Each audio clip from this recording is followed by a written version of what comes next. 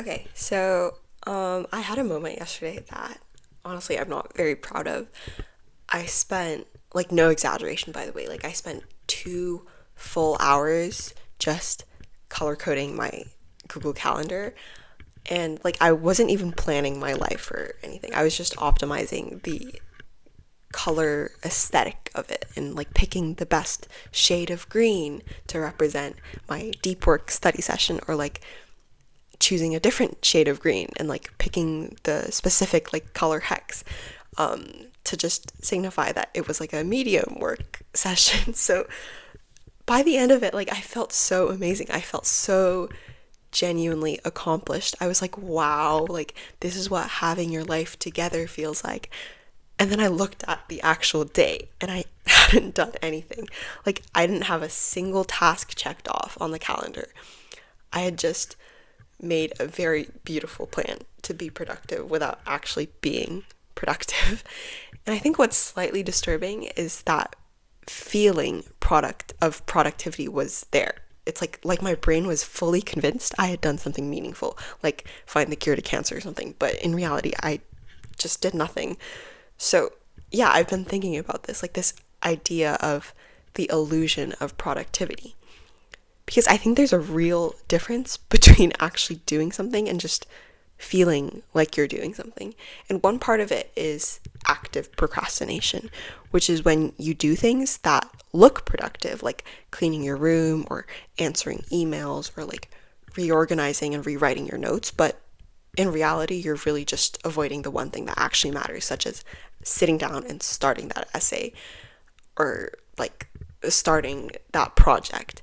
And I think a slightly different version of this is performative busyness. And I know there's like the performative male trend that's like all over social media, but I kind of like coined the term to like suit the busyness aspect.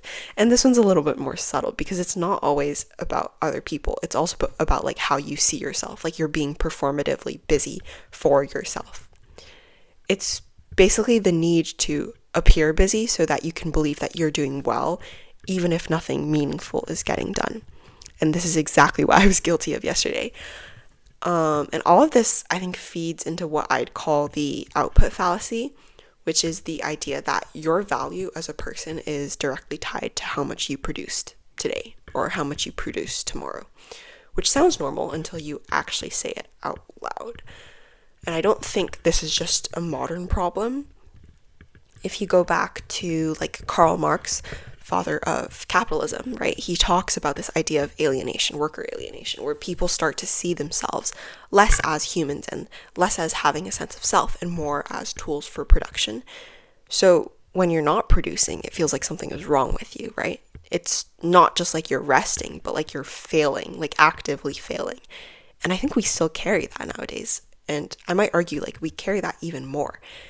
Like, even when there's no external pressure, we've internalized this voice that says like you should be doing something right now. You should be doing something meaningful. A completely different angle probably comes from Seneca. He was a Stoic philosopher. He makes this kind of uncomfortable point that people keep themselves busy on purpose, not because they have to, but because it prevents them from thinking too deeply about their lives. So busyness becomes a distraction, not from work or not from studying, but from yourself, from actually sitting down and being silent, like staring at a wall and like just thinking by yourself. And there's also this image that I keep coming back to, which is the myth of Sisyphus. Dude is just cursed to eternal pushing a boulder up a hill, and then when it almost reaches the top, it just rolls down, just endlessly pushing that boulder up the hill. And honestly, I think modern productivity kind of feels like that, because like when you finish something, it just resets. Like, you clear your inbox, it's still gonna fill again. And you finish all your assignments on Canvas and you get that like little hooray, like no more assignments due today. But like literally the day after, like you're gonna get assigned a new one. So the work never actually ends. It just continues. But there's this like fallacy of it ending. And I think what's changed now is the fact that we've started to confuse that cycle with meaning. Like, if it keeps going, it must matter. And on top of all of this, technology just amplifies everything. Yeah, I know, whatever. Like, the internet is bad. because like now productivity isn't just something you do, it's something you curate. There's like the whole aesthetic around it, like the perfect routine, the perfect workspace, the perfect system, like the perfect ergonomic chair. But like these tools that are supposed to actually help us like just take up more time, more energy, more money, and you spend longer organizing your workflow than actually working. Oh, that was deep. And at some point, the structure replaces the actual substance of the work. So, I guess the question I've been sitting with is like, when you feel productive, what exactly are you responding to?